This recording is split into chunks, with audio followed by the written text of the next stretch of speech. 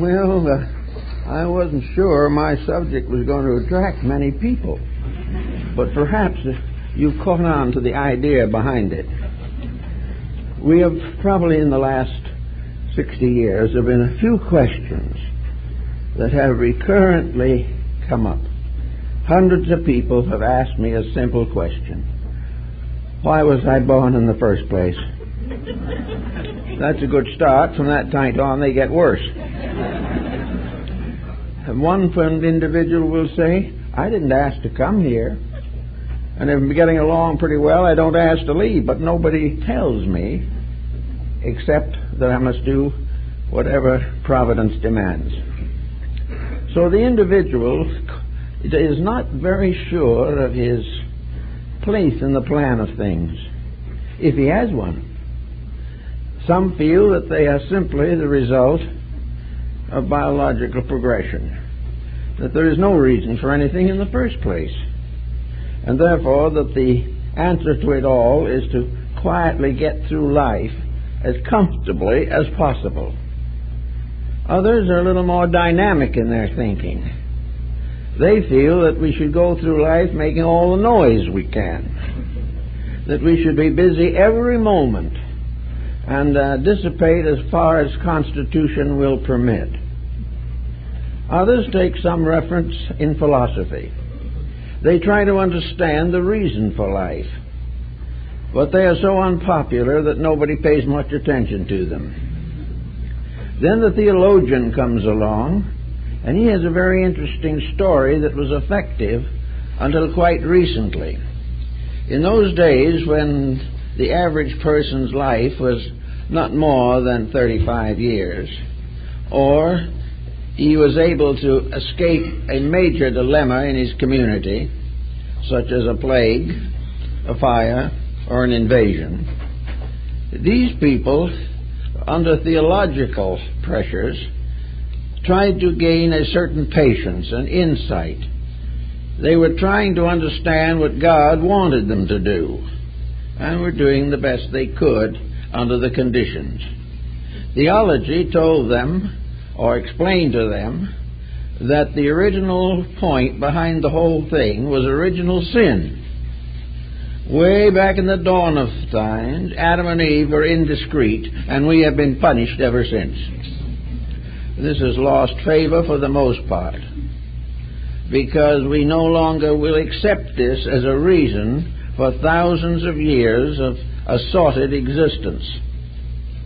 Then the philosophers came along, and they made a pretty good story out of it.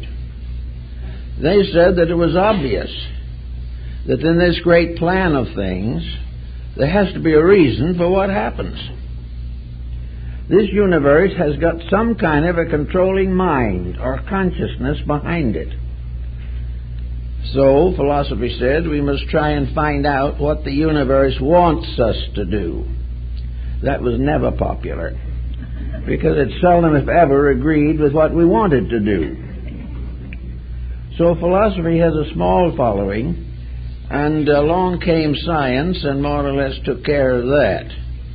Today, science has become the reason for existence, and also at the moment, possibly the most likely cause for the end of it. So science became a kind of intellectual hobby. It enabled human beings to find a new outlet, things to do, things to think about, and experiments to make that were wholly fascinating. So gradually, in the course of time, a sort of scientific philosophy came into existence, according to which the real purpose of life was the advancement of knowledge. Well, we have been trying to do that for a long time, and the more we advance, the more our affairs go backwards. So this doesn't seem to be a very good answer.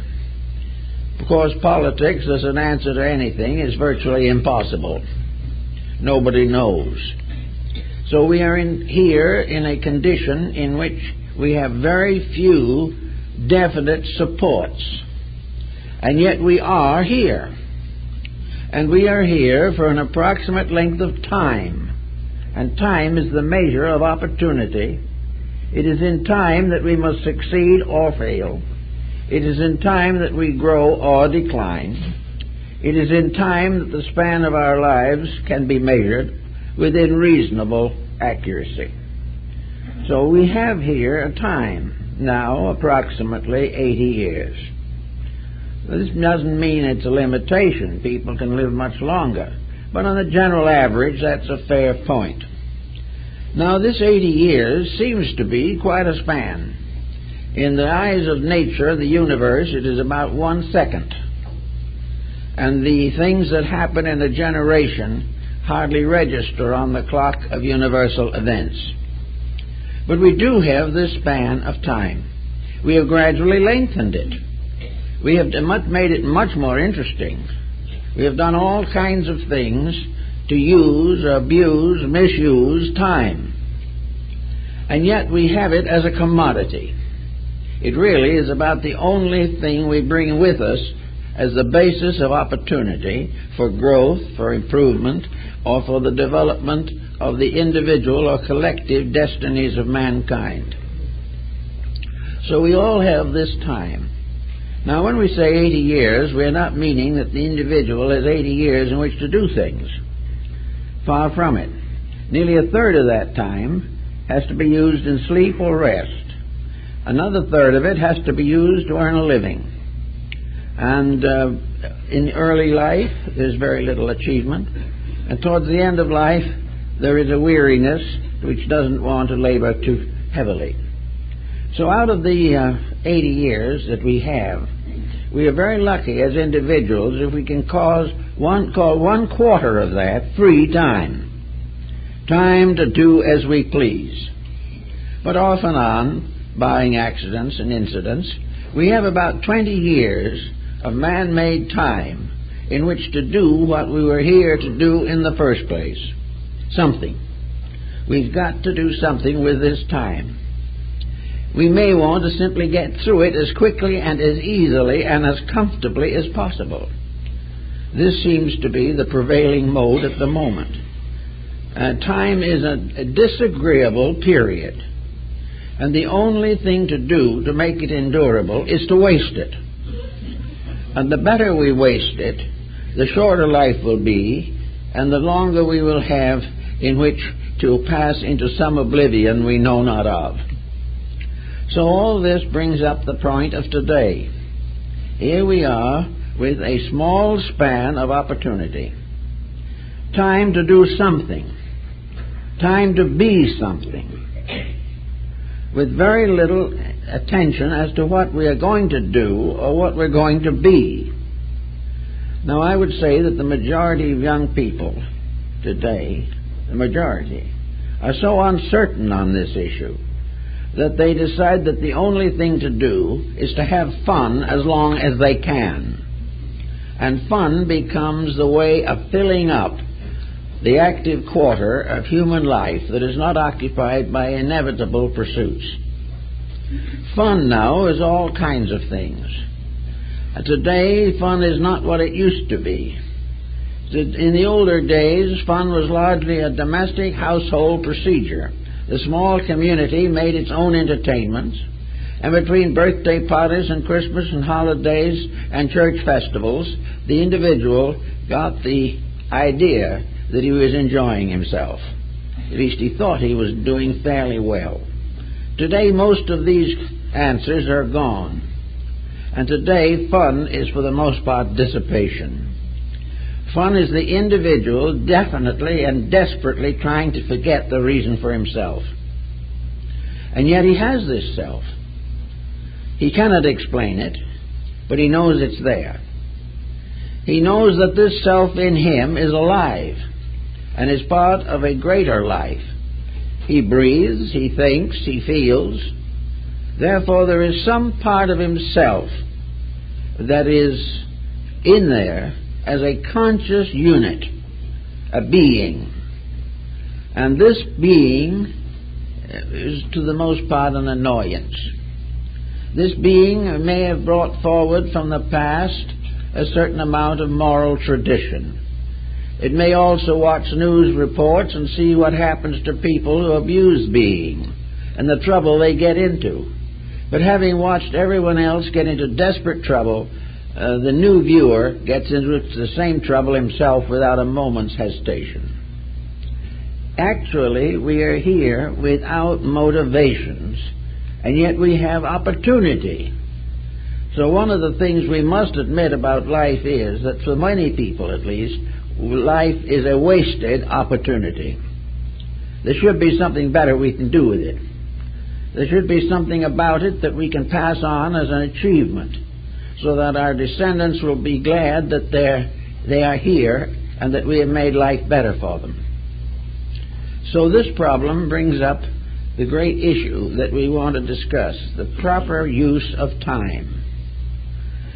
And we must admit, I think, the old saying that time is not for wasting. And yet we are doing everything we can to waste it. Our entertainment is a waste of time for the most part. It has been highly philosophized that all these various programs indoctrinate us in great principles and truths and encourage us to avoid ills. But in practice it does not work that way. We simply sit glued to the tube, and whatever is on there we take. And we waste the time that we might be doing something with. Now, one of the reasons why we come to this conclusion is that every once in a while an individual has an opportunity. He has a chance to do something bigger and better than he's ever done before, and he is totally inequipped to do it.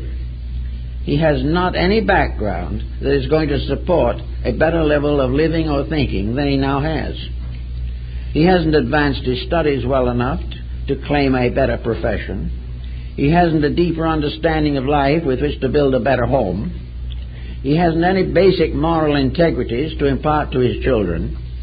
And in the world of politics, he does not know who to vote for, and for the most part doesn't care. Now this is not good, and yet it comes about as the inevitable result of an unplanned life. Now you tell people today, young people especially, that life is something to plan for, and they will do everything they possibly can to get rid of you. They do not want to plan, because they see they'll feel that they are surrounded by circumstances that make planning useless. And one of these is nuclear warfare. Many young people today do not expect to fulfill their life expectancy. They believe that somewhere along the line they are just going to be eliminated. Therefore, what they think, what they do, and why become comparatively unimportant. The problem is to live now and make every opportunity to enjoy yourself while you can. This was the motto of the old Romans: eat, sleep, be merry, but tomorrow you may die. This type of thinking has always burdened a world that continued to nurse ignorance and continued to support falsehood. But now in the 20th century, things are getting a little more complicated. There are more people, there are greater problems, there is less integrity, there is more conflict, and every individual sort of feels that his neighbors are his enemies. And the neighboring countries are enemies. And those in office are enemies. And life itself, from the storekeeper to the politician, each is an adversary in itself. So we are here in a world in which most people are not able to cope with the daily circumstances of life. Now those who are a little older in years have certain inheritance of thoughtfulness, and they are continuing to the best of their ability to make life a little better for themselves and each other. And youth is coming face to face with a major dilemma of its own. It is now becoming increasingly obvious to young people that dissipation is a fatal mistake. That this problem of trying to obscure time, trying to waste time by forgetting you even exist, is not working out. Little by little, a younger generation is destroying itself, or at least disillusioning itself about its own attitudes. So with this type of thinking, we have to realize that an educational process is going on, whether we know it or not, or whether we like it or not, or whether we will accept it or not. Life is not a series of events that have no relationship to each other and no meaning. To attempt to prove that life is meaningless is to gradually transform an interesting and remarkable existence into a state of meaninglessness. It is meaningless simply because we have destroyed the meaning ourselves. So out of this comes a gradual recognition that is taking over very strongly at the present time, that the life of fun, the life of do as you please, the life of give no thought to each other, all this type of thinking is definitely wrong and is producing definitely destructive results. This is the most active and most positive proof that we have that the universe is an integrated being, that the universe has integrities. One of the simple evidences bound through the ages has been that those things which have integrities receive natural support. Those that go against integrities destroy themselves. Nature does not give a victory to that which is not right. It gradually, inevitably, and remorselessly forces the individual, the generation, or the humanity back into line with truth and with fact. Now we're beginning to see this. We're beginning to see the young people we knew a few years ago starting out in life, and we see now that they are wrecks. We see that they have lost all their values, that the moral code is falling apart, and that freedom, as we call it today, is nothing but a travesty. It is the ability of the individual to do nothing, the right that he has to be wrong in every sense of the word. And this is simply not working out. If we could prove that a lawless generation lived better because it lived according to its own inner convictions, it would be different. But the moment the individual breaks away from the basic patterns of society, he is in trouble. And he will remain in trouble until he finally is brought back into line. So we see around us lots of young people today who are badly frightened over narcotics, frightened over many of the mores of modern living, frightened of dissipation, and afraid of the weaknesses in themselves. The discovery of internal weakness can be a destructive factor, or it can be an inspiration for the individual to mend his ways. So time is the problem we have. This time is limited. This time is something that gives us only a few years in which to do something. Now we know that we have social responsibilities. We know that we have responsibilities to the bodily needs of the flesh in which we dwell. We know that we have to contribute to the support of society. We know that we have to have some kind of income or compensation for effort in order that we can live and eat and have shelter over our heads and educate our children. These are jobs. These are duties. But on account of the civilization we're in, most of the charm of these duties has disappeared. It used to be that many jobs were inspiring. It took something to be a good shoemaker, and when you were a master shoemaker, you were a person of consequence. Now this type of ability is comparatively lost. It is only in the arts, practically, that any individual initiative is recognized. For the rest, we are expected to become machine operators. We are expected to punch buttons. We are expected to follow the patterns of increasing industrial complexity. And at the same time, we are gradually being displaced. Little by little, we are losing our leadership over the machines that we invent. The reason, of course, is obvious. As we invent the machine, we give up our individuality.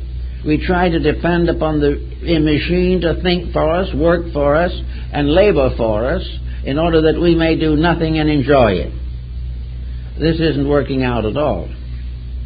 We are gradually becoming unemployed because we are busy making a profit, creating the instruments that are going to displace us.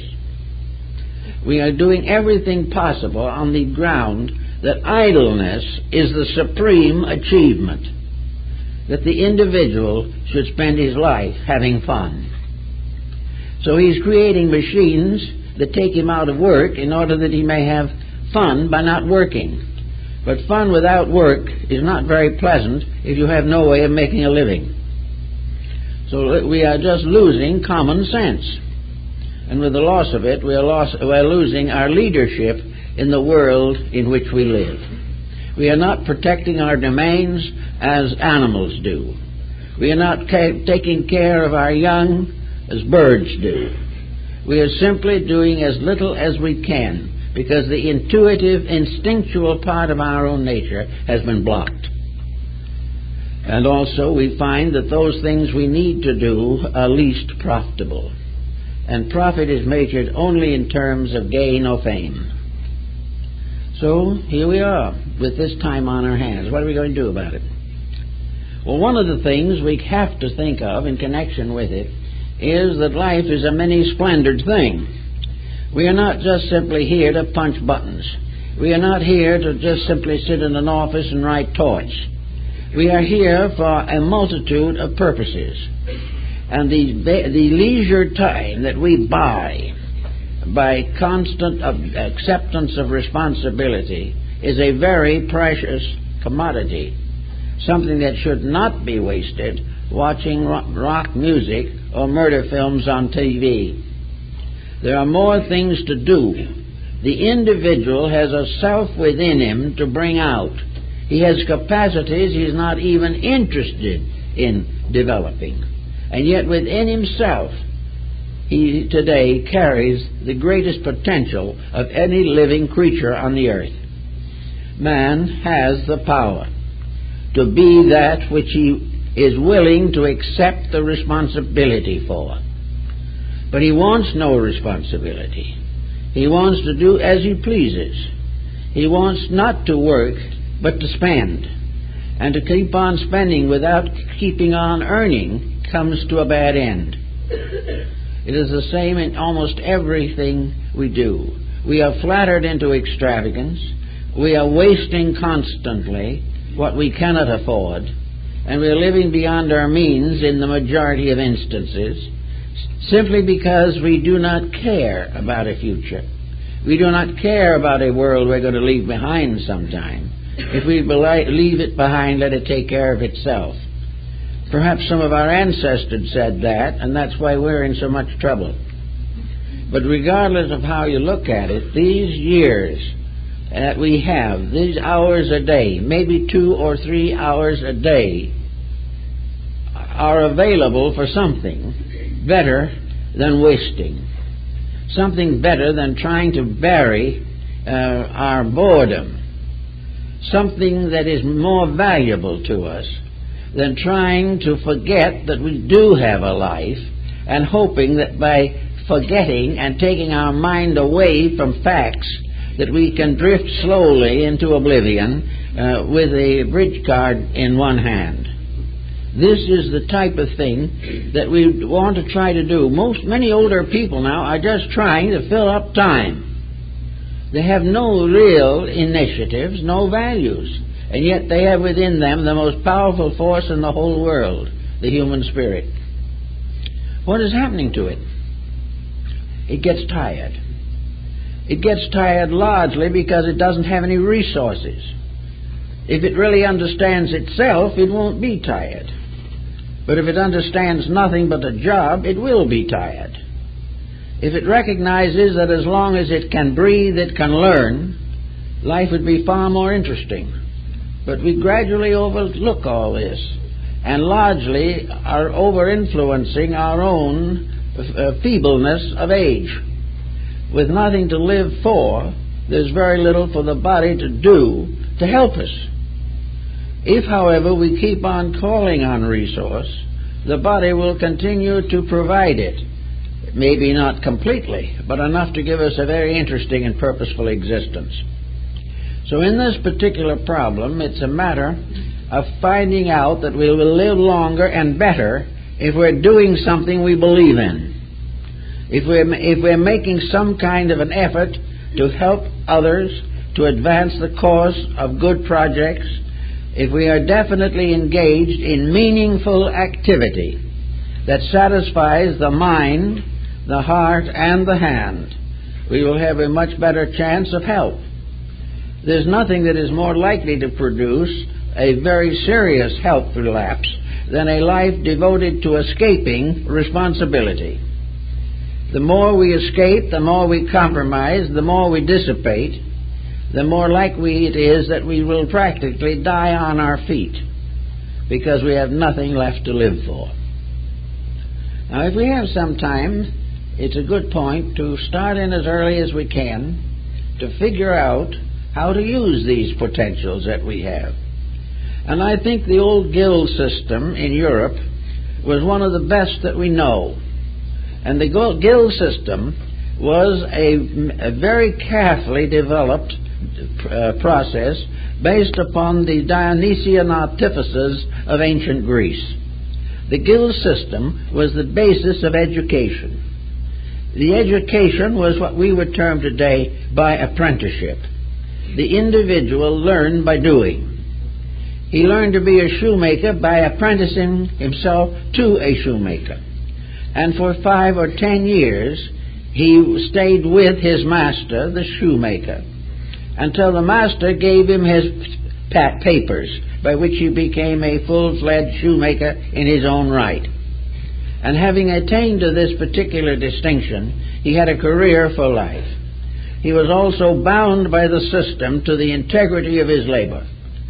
Every pair of shoes he made was part of a guild structure, and a cheap pair of shoes was a disgrace to every shoemaker that ever lived.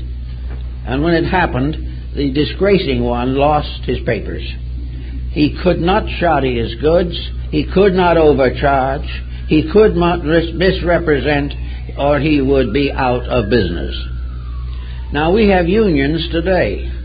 Well, it might not be a bad idea to include a little bit of this in the modern thinking of union, that the union worker is part of a structure of labor, a laboring structure to provide the necessities of life. Any member of a union who cheats, defaults, overcharges, exaggerates, or fails to fulfill in the best way possible the job he has is a disgrace to his union. And in the 16th and 17th century, that disgrace came as a very rapid punishment.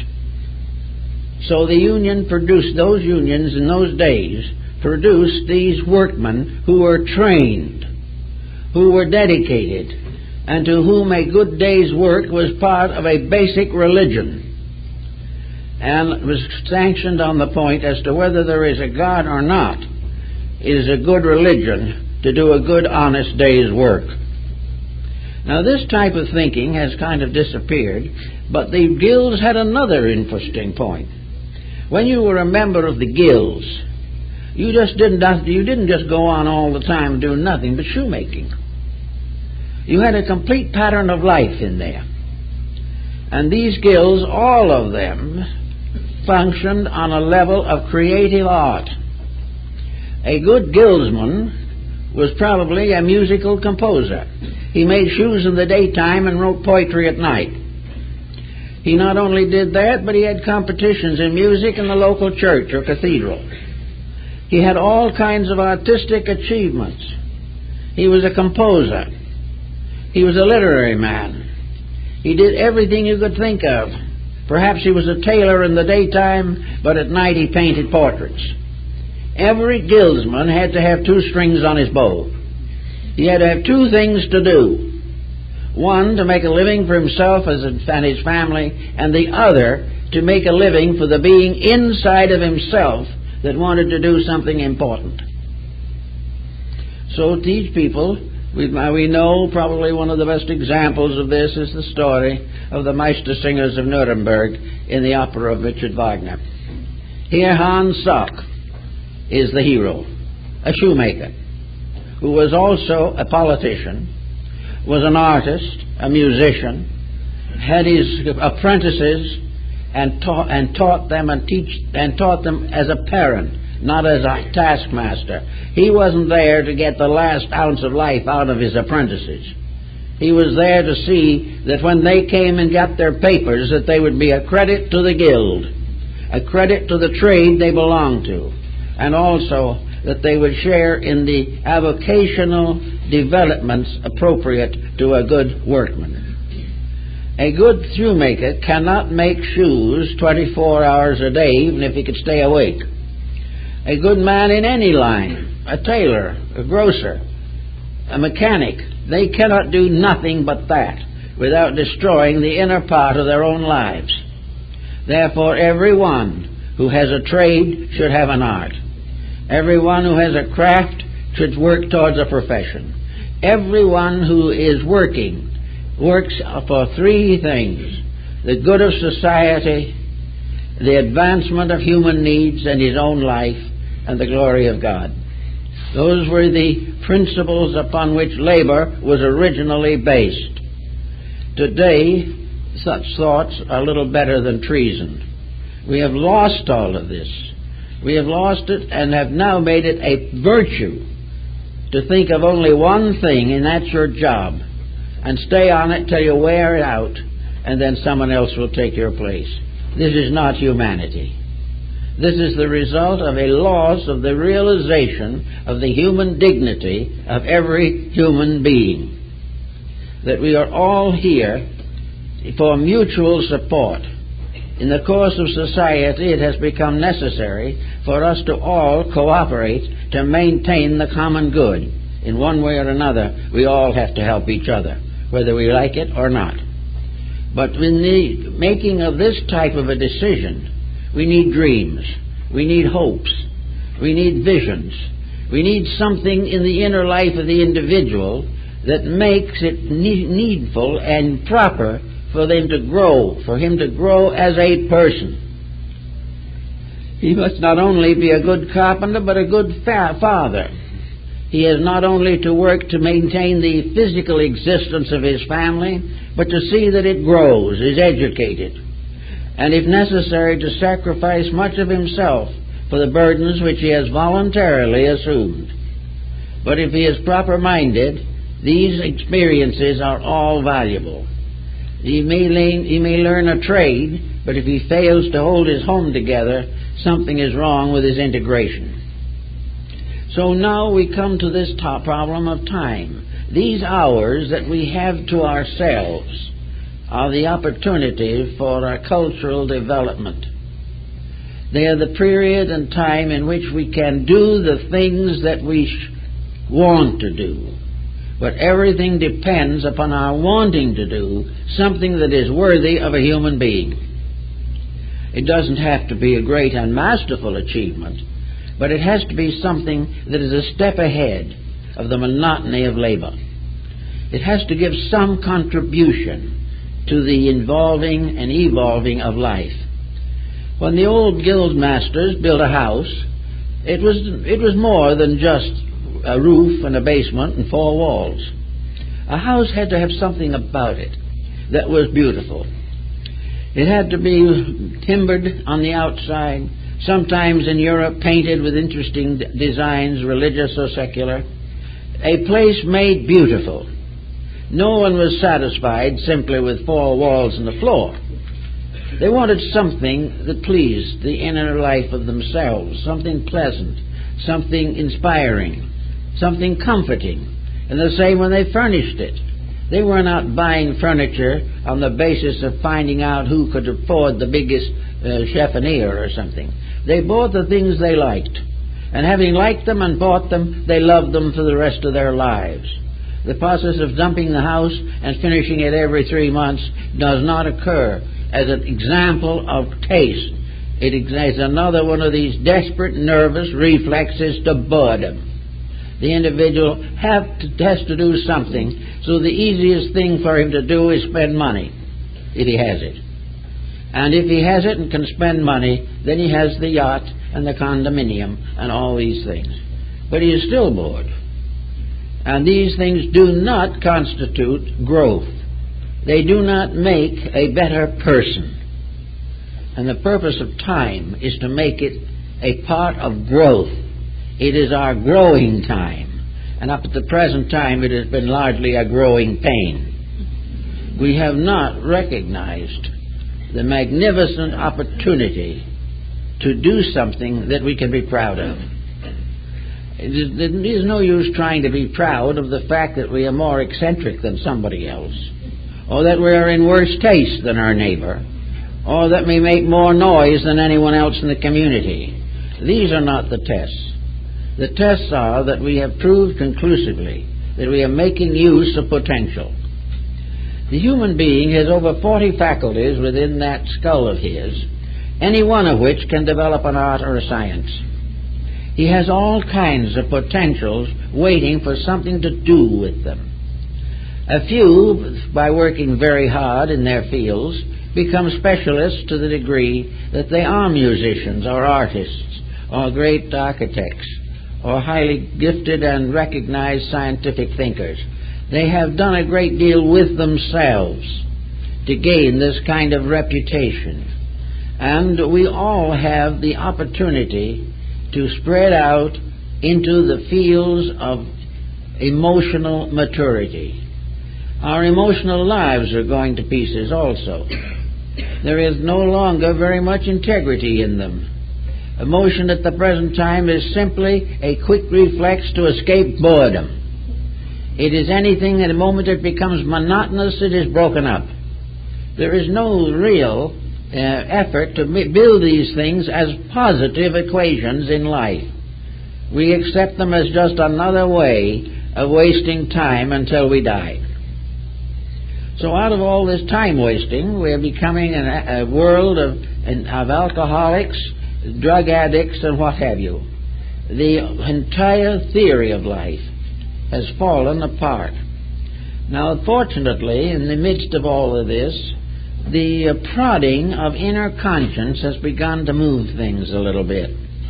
More and more people every day have come to the conclusion that delirium tremens is not an achievement. Are they also beginning to realize that a series of divorces is not the symbol of a successful marriage? And also that children becoming minor delinquents are not proof that we're doing things well in the home. Little by little, we are beginning to realize something that we wanted to forget, and that is there are rules in here somewhere. There are rules that created us in the first place. They are rules that are magnificent in their potential. The rules far beyond anything that we can achieve or hope to achieve. We cannot keep the stars in their courses. We cannot prevent the changes of seasons. We cannot make any great variation in the laws of nature, but we don't need to. Most of these laws are working eternally for a purpose. And in these laws there is an integrity, even when the laws do not please us. If a law doesn't seem to please us, then we are inclined to change the law rather than ourselves. Now, if it's a man-made law, we can change it with a reasonable amount of discretion. But a divine law, we cannot change. In the case of a divine law, it intends to change us, and will do so at all cost. So in a universe in which man is trying to take over the divine prerogatives, but has never been able to control himself, there is a need for a new attitude toward time. The only chance we have to learn how to live in this world is to live in this world. The only way we can find out the better things of this world, the only way is to cultivate those better things, to become aware of them, become interested in them, become dynamically involved in them. Now we look around and into the present situations. Which way do we turn? Well, a great many people are turning to religion. And if the selection is carefully made and thoughtfully fulfilled, it can be a very great help. Because religion will remind us of one thing, namely that there is a moral universe, and we are a citizen of that as well as the physical world. This moral universe of integrities is known to all the religions of mankind, and we gradually come to realize that if we break too many of the commandments of religion, we destroy our civilization and ourselves. We'd like to escape this. When we read it says in the Decalogue, "Thou shalt not kill," we pause for a moment, but many people will say, well, that was written long ago, we can't follow that now. It's just not possible. And so we ignore it. Go to church, teach religion to our children, and declare war on another country. We just don't seem to realize it. Then in the name of the war, if we patriotically serve our country, then we are heroes. Not because we have prevented a war, but because we have, in our best integrities that we know, we have given of ourselves as much as we can. But the problem is not solved this way. The problem is solved only when we get to the point where we don't break these laws in the first place, where we are not likely to get into these difficulties, personally or collectively. We are warned that we should not covet, and yet 90% of people covet and go to church regularly. It doesn't occur to them that there's any inconsistency. Thou shalt not bear false witness. If that was enforced, half the law courts of the world would close. Honor thy father and thy mother. Yes. Many try to do it very desperately, but it's becoming more and more of a problem, because not only are the children keyed to a different pattern, but the elder themselves don't want the old way of doing things. So little by little, the morality and ethics of life are undermined. And then in this undermining, there comes a gradual disillusionment. Nothing is worthwhile. As one man told me one day, he said, there's so few of us get out of this world alive. The answer is, as far as we know, there was only one, and we killed him. Simply because we will not face facts. So this world is something that we have to give a little thought to. And in order to give a thought to it, we generally have to get the mind off of something that has hypnotized it for generations, or at least for most of our lifetimes. It's very hard to tell a scientist that he should take time off of his laboratory because he lives there, thinks there, and believes in it and what he's doing. The individual with a good job is ready to die for the job. He is not interested in diversifying. He wants to get further and further into what he has in the hopes it will result in him having more. So he keeps on until retirement blocks him. And when retirement blocks him, he's completely at loose ends because he has no other life. It's not right to do this with a thing we call a human being.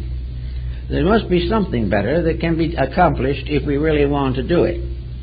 So the second string on the bow, as the old Gills tell us, could be a great help. If the individual who is in business became profoundly interested in the moral values of art, so that he could combine both of these factors. And very often this happens in exceptional cases where a person has had extremely powerful internal initiatives. The great millionaire ends up by building a museum for art, or he gives a great donation to a cathedral, or he does something for a great charity, because somewhere inside himself he can't live with himself any longer. And he finally has to get rid of some of the pressures, undefined pressures of conscience, which will not let him forget the fact that he's a member of the human family. So we have all kinds of instances in which very powerful and useful accomplishments come. Now, many people are interested in good accomplishments, But then again, the dominant attitude of accomplishment is that it must be physical. By practical, we must mean something that will kill us in due course. And if it's creative, if it's dynamically inspiring, then it's not practical. The practical thing to do, if you want to leave a fortune, is to leave it to an institution that already has one, so that it will continue to flourish and do the things that it is doing, but may or may not make any permanent investment in common good. Everywhere, the individual is now tempted to support trivia and not the things that are necessary in life. And where we have good-heartedness, we also often have lack of discrimination, and the generous person is simply deceived and exploited. All of these things added together make a kind of a sad picture out of the noble creature which we call man. It just does something to prove to us that in some way we're not as far from the jungle as we thought we were. That actually we will never really achieve our humanity until our heads are in the air, are way up in the sky of truth, and our feet are on the earth. Man has been given the power to think, to dream, to create, and it is necessary for him to use these powers in their higher echelon of meaning, that they are to be used to achieve the more noble and significant actions. Looking back over the world's heroes, we find that those whom we most admire, who have gone before, have been those who have made a great and unselfish contribution to the common good. We accept their contribution with gratitude and quietly overlook the fact that we probably crucified them while they were here. We've got to get to the point where we honor integrities, where we can recognize values, and where we are resolved to grow. Now, this growth doesn't have to be a painful thing. Most people today are afraid to think. They're afraid if they start thinking, they're going to be miserable. The truth is, if they don't think better pretty soon, they're going to be miserable anyway. So that actually creative thought is a cure for misery, not a cause of it. The cause of misery is an individual situation in which the individual lives below the level of his own humanity, which he can't afford to do, because if he does, he'll be in trouble forever. So we've got now 2 hours a day to do a lot of things in. I think one of the things we ought to do is to gradually refine our attitude of what to do with time.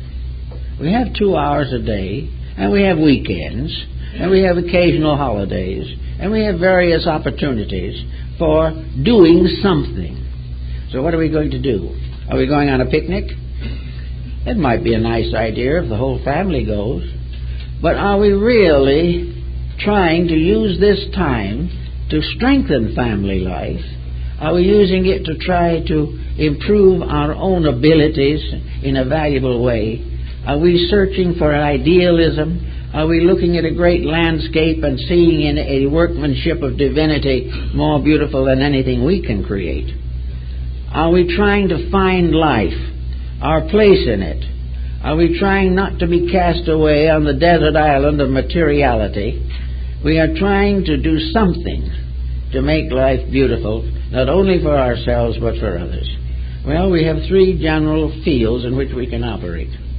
And these are the fields of the yogas of India. The first and most apparent field is service. Service of something that is important. Service of something that we respect. Service that calls out of ourselves sympathy, understanding, charity. Something that makes life better because we have given of ourselves and not of something that we had. So service in the cause of the less privileged, and in the larger domain of things, a career built upon the protection of those values which we are likely to forget. Service is very important. Service is something that can really take the place of television, which is a tremendous interval. But instead of watching somebody murder somebody on TV, we can do something that is at least constructive. We can try to help someone we know is in little need of help. We can become involved in community projects, which today are very numerous. We can do all kinds of forms of service and find greater help and greater happiness in working with underprivileged persons than we find listening to rock music on radio. And we can do something with life gradually to make ourselves a little bit glad about ourselves, that we are doing something that might be of some general public value. Now, the second form of growth, of unfoldment, is self-improvement. Self-improvement implies a great many things. Young people starting out today have problems of education. They are not planning an education in most parts.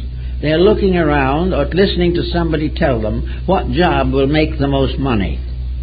They don't realize the fact that the job they are going to plan for, because it makes more money, may not even exist by the time they graduate.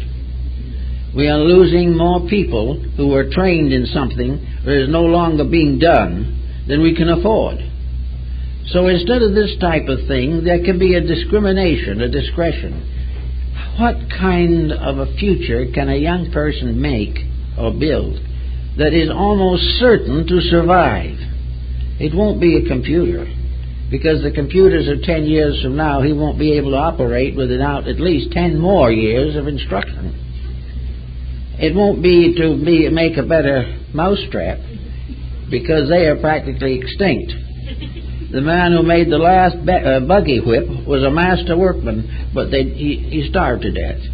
No one will follow these things. But look over the world you live in, and where do you see something that could be the basis of a good future? Well, one thing it seems to me should be given some consideration is language. Language is going to be increasingly valuable if we are ever going to build interracial and international understanding. Language, the study on the language on the side, will not interfere with your daily job as a mechanic. It won't prevent you from being a good doctor. It can't interfere with the practice of law. It can do none of these things. It is simply a trained and disciplined avocational interest to prepare for a future that is very likely to happen. They'll change the models of the cars. They'll change the model of the typewriter. They will change the laboratory techniques. But when we people want to talk to each other, they've got to have a basis of understanding. To go around as we do now, depending constantly on interpreters and translators, is foolish. We are mostly, for the most part, an isolated world, limited to the English language. A world is growing up around us in which other things are going to be tremendously important. And we cannot also depend upon the mistranslation of our ideas by undisciplined or unscrupulous politicians. So language comes in. Now you can get a genteel knowledge of French, but this isn't going to be so useful. Languages will have to be selected for use. We are developing a tremendous polyglot population here. Language is going to be very useful. But most of all, it's going to be a problem where someone will come up and say, we've got a job that is world importance. We need a good American to fill this job, but he must speak Russian. He's not going to have much competition. Another one will say, we can put a very good man in Taiwan, but he must speak Chinese. So somebody else gets the job. And we keep on doing the things we always have done because we haven't built a future on an imagination. We haven't sensed the things that can be done, that could be tremendously important. But our avocational interest also opens in language a whole world. It opens art, music, literature, history. It gives us a tremendous new atmosphere in which to work. It is an open door into a larger world. And it is much more important to us than watching somebody shoot somebody on TV. Now, that type of thing is a specialized problem in training. And as we look at it, we realize for once that it has nothing to do with the crafts and trades with which we are familiar. We are not going to be in need of more mechanics. We'll have more than we ever need. The same of doctors and lawyers. What we are needing is people who can communicate on human problems. And this is very, very short in supply at the present moment. So here is one way of planning that extra string on the bow. You doesn't have to be language, but it has to be or should be something which is not dependent upon somebody inventing something out of it. It is not something that we must compete with others who have more skills than we have. It is something to contribute to understandings of life. This is the second problem. It is the bridging of intervals. It is the bridging of ignorance. It is the breaking down of the barriers which lead to hypocrisy and intolerance. So these things are very important, and we can give them a lot of consideration. Another field that is, of course, tremendously vital is interreligious and interphilosophical understanding. The time has come when it is necessary for the mature, thoughtful person to understand the beliefs of the human race, what they mean, and how they can be advanced and used. And whenever a person from this country or any English-speaking country goes to a country with a different religion, he should go with a reasonable understanding of the mechanics and inspirations of that other faith. As a language will open one door, a common belief in the integrities of people will open another door. This does not mean that he has to give up his own religion.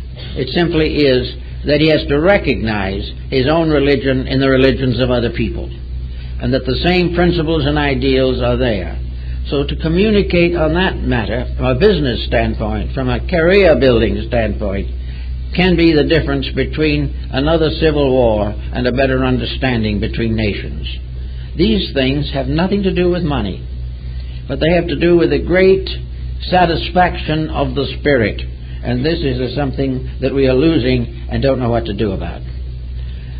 Then we have other problems, and that is the Oriental philosophy of self-discipline. The self-discipline which comes from Zen, Yoga, Vedanta, or any Buddhism, or all these different religions. The individual must finally get to the condition in which he can run his own life.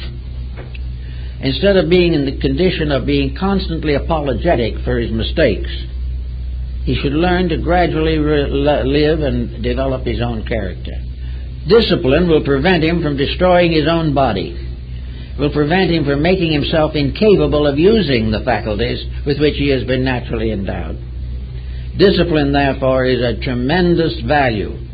It prevents almost all forms of misunderstanding. It ends gossip, jealousy, and all the small troubles that bother humanity. Discipline is to put the self under the control of a pattern. Now, this pattern doesn't have to be everybody else's pattern, but it must be a pattern which ensures that the person will never be less in his conduct than the best that he knows. This self-discipline is the beginning of broadening out the foundation of a complete life. For all these things together make up a life. A life has to be made up of a series of balanced factors. The individual who becomes unbalanced in living is going to head into disease and into sickness. And when the time of life comes when he could enjoy himself a little bit, he'll be too tired, too sick, and too weary to worry about it. So this discipline is the greatest factor in the maintaining of health. And health in this case is mental health, emotional health, and physical health. So a little time devoted to this problem, a little discipline every single day, a fulfillment of those things which are best as they arise, the control of temper, the control of unkindness, the end of bickerings, the ability to live with someone who disagrees with you and still live happily and harmoniously, simply because you have overstepped or gone above the basis of quarrels. If you rise high enough in quarrels, you will finally find that they end in unity. But if we nurse them on the earth, they will never get over it. So there is another point where discipline is very, very important. Now, all children growing up, and young people, and for that matter, all old people, must learn to love beauty and love life as it is. Instead of going out to criticize everything they see and do, they've got to learn the dignities of life. They've got to learn to appreciate emotionally and mentally the beauties with which this world has been naturally endowed. The sunsets, the gardens, the flowers, the trees, these things are remedies for hate, suspicion, and despair. Little by little, the natural universe, if given an opportunity, can bring great consolation to our hearts and minds. We have to gradually learn that we live in a beautiful world, and if it looks a little otherwise, it's largely because of us. That actually we live in a well-disciplined pattern. We live in a world that is almost like a great clock in which everything runs on time. We are living in a world in which laws and rules and patterns are highly protective.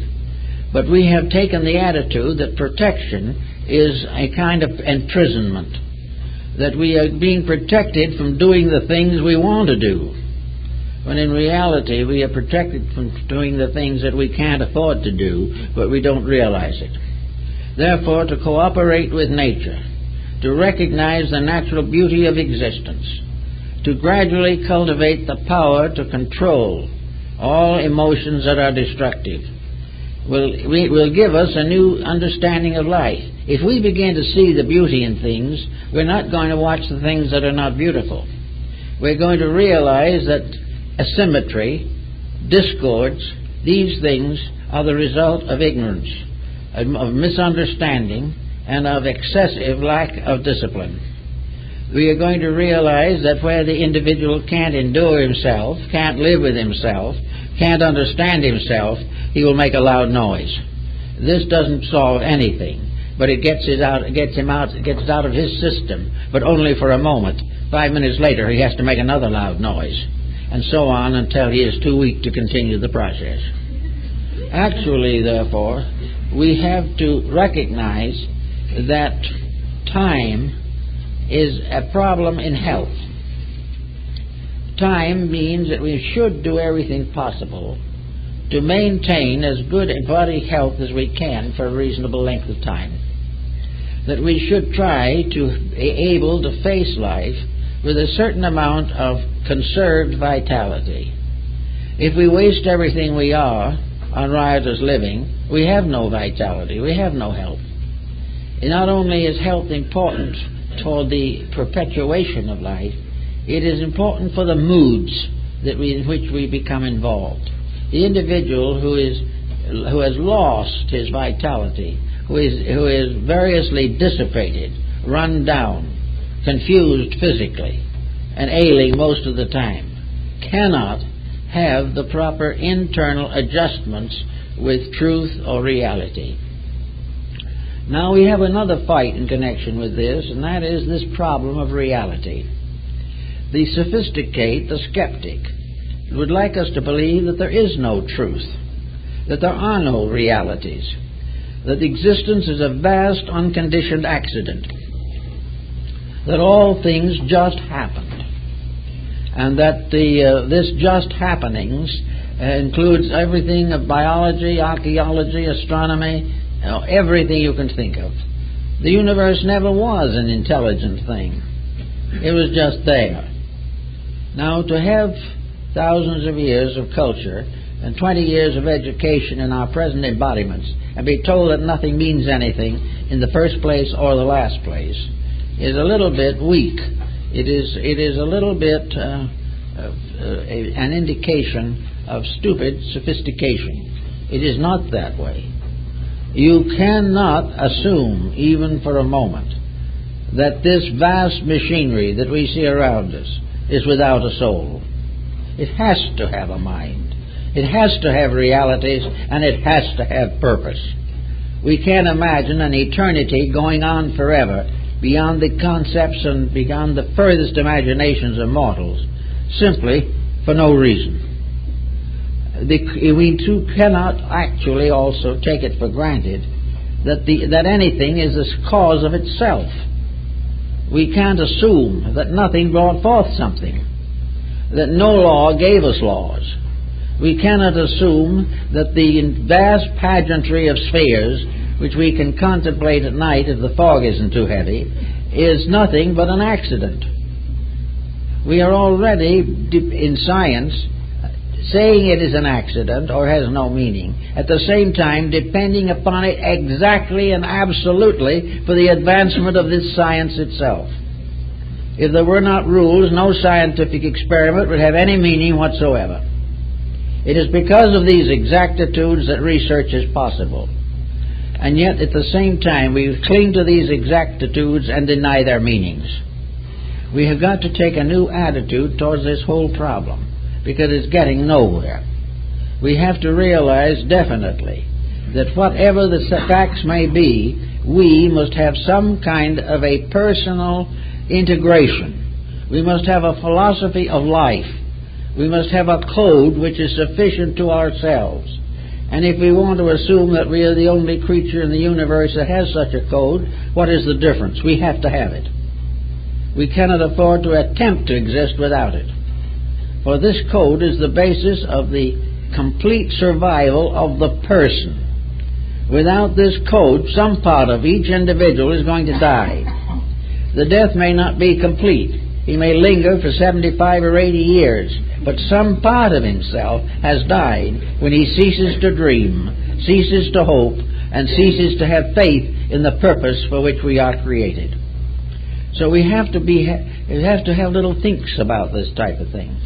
Now, it may be that I remember a man who was in western Pennsylvania who had a farm. And this man had a little stream that ran through his farm. And the stream was a rather muggy little thing. It didn't amount to too much. And he didn't pay much attention to it. And so finally along comes one of these engineers that's hired by the community to take care of the safety of the citizens. And he made a series of researches that took about a week to find out the quality of the water in this little creek. And he finally decided that it wasn't fit to drink, that it wasn't fit to be used by cattle, that the water was not safe.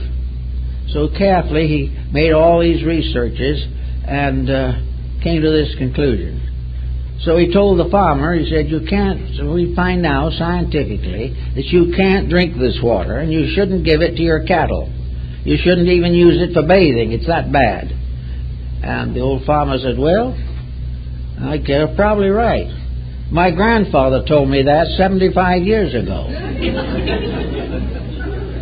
And the man said, how did he know? Oh, he said, it's very simple. In those very early days, why, there were fish in these pools. And after there's too many cesspools and so forth, the fish all died. He said he noticed that 75 years ago. And it didn't cost a nickel. This survey was very expensive and came to the same conclusion. Native intelligence can take care of many problems about which we now build great scientific projects. Because science is, instead of being organized common sense, it is a definite effort to reject common sense as being insecure, unreasonable, and unrealistic. And yet, it had not been for common sense, most of humanity would never be here. Common sense is very important, and it's really most uncommon. But actually, common sense is based upon a folk statement or concept that the common agreement, the common mind of people, is very apt to be more accurate than any specific research project. We all know because we live. And those who live in the world know more and know it sooner than those who function behind the walls of a great laboratory. Science has its place, there's no doubt about it. But science also has to realize that if it doesn't find God, that doesn't mean that God isn't there. It means that a highly specialized training has been built around a concept of a series of universal accidents, which to my thinking is the worst form of non-science that you can possibly imagine. How science can build itself upon an accident is rather difficult to understand. But they rationalize it and do a fairly good job of it. But we all need discipline in our lives. We need to say, as Muhammad is supposed to have said, that there is the 24-inch rule, the day, 24 hours, divided into 3 8-hour periods. The first of which is for rest and repose. The second is for labor. And the third is for the increase of knowledge and the glory of God. We need this kind of balance now. This is the same idea that the Gills had. The Gills, that the life of the individual has in it no place to do nothing. It has no place to wander about in a fog. Whatever life we have is useful, must be useful to the day we die, and maybe a little longer if we really could understand all of it. But in any event, there should be no waste of time. Now, wasting time is not answer of joy. We do not have to make time a burden. Time is not a responsibility. It is an opportunity. There's much time is good. There's time to have fun. There's time to be happy. There's time to serve the common good. But in all time, there must be growth. There must be something accomplished that makes us better for ourselves. If time can in the long run make us happier, then our happiness will be real. But if we depend for happiness upon dissipation, our happiness will be fatal to our survival. Little by little, we have to keep the rules if we want the rules to keep us. And these rules are that we've got to do things that mean something. That relaxation and time are for good, for happiness, for growth, for the development of potentials, and in some cases we find people of retirement age who go into a new business and make a success of it. But if this business has something for the common good, the older person who is no longer so much concerned with wealth is likely to be a very good servant to a common need. Everywhere to work together is good. Everywhere to use spare time for pleasant labors. The Chinese, when he has a couple of spare time hours and he doesn't know just what to do with, is very apt to go out in the bamboo grove and read poetry. He might also go out in the bamboo grove and write poetry. Or he may join his neighbors in a little tea ceremony to be associated with the contemplation of the beauties of nature. We drive through the beauties of nature at a pretty fast rate, and we fly through even faster. The world of nature has disappeared for most people. The only time we really see nature now is when we have to watch somebody else's picture that they took on a vacation. That is how we travel. But there is a world that we're missing, a world that we're cutting out. Overpopulation and urbanization is resulting in the destruction of the beauties of nature and of life. And surmounting this difficulty is getting to be a great problem. We have to find new beauties that we didn't understand before. But we must have beauty or we die.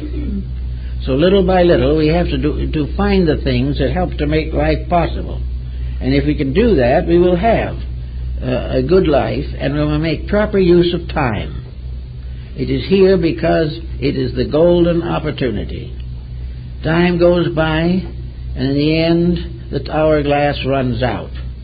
But time, while it is here, it reminds us of the saying of the old Greek sage, who on his deathbed was listening carefully to the gossip in the front room. They told him he might not be alive more than an hour, and it wasn't worthwhile to listen to gossip anymore. But he was up on his elbow with his hand curled behind his ear, and he said, well, I may be dead in an hour, but I'm alive now, and while I'm alive now I can learn. And the use of knowledge and time to find out why we're here, and why it is that we need to be here, and what we can do about being here, and how we can help to fulfill a plan of which we are a part and from which we can never escape. If we begin to think in these types of terms, we will have better music, better art, better literature, We will find opportunities to find the refreshments of idealism, and we will not be continuously confronted by something that destroys our faith in ourselves and other people.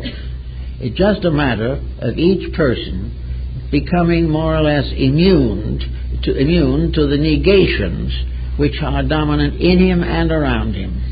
He must gradually build a strength of inner life, not a great, big, massive, stupendous thing, but a gentle, kindly, quiet appreciation for that which is good, and a resolution to support good where he finds it, and refrain from involvement in corruption. If these things can be worked out by a simple process, the simplest person, even a child, can gradually come to understand the importance of this point of view. The child can learn why he is here before people misinform him on the subject.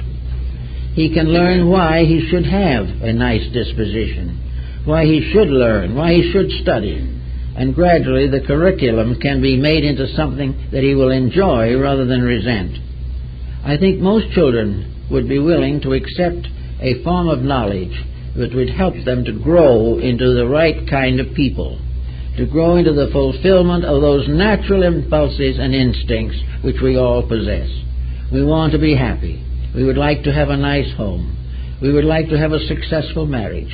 We would like to have attractive, interesting children. And we would like to help to build them into characteristics which are good for them. We have lots of things we can afford to love, but they are not the things that hurt us. And if we will gradually build back some of the simple normalcies that sophistication has tried to destroy, we will not be one of those who has to face the future as an addict of cocaine. It is all part of an escape from self, when in reality that kind of self that the individual is trying to escape is the truth in him which he is trying to deny. So if we keep these thoughts in mind, work with them a little all the time, I think in time we'll find something in time that makes it very good that we have been given this allotment of opportunity, for that is what it is. It is a time set aside to the privilege of growing up, growing into the beautiful realities which we have all dreamed about, growing and making come true the fairy tales of childhood. We can make things beautiful, but we can only do it if we gradually improve ourselves. And because of the kind of laboring world we live in, we have restricted opportunity and time to do all these beautiful things. We can do most of them, however, if we do not waste the time. That's it, folks.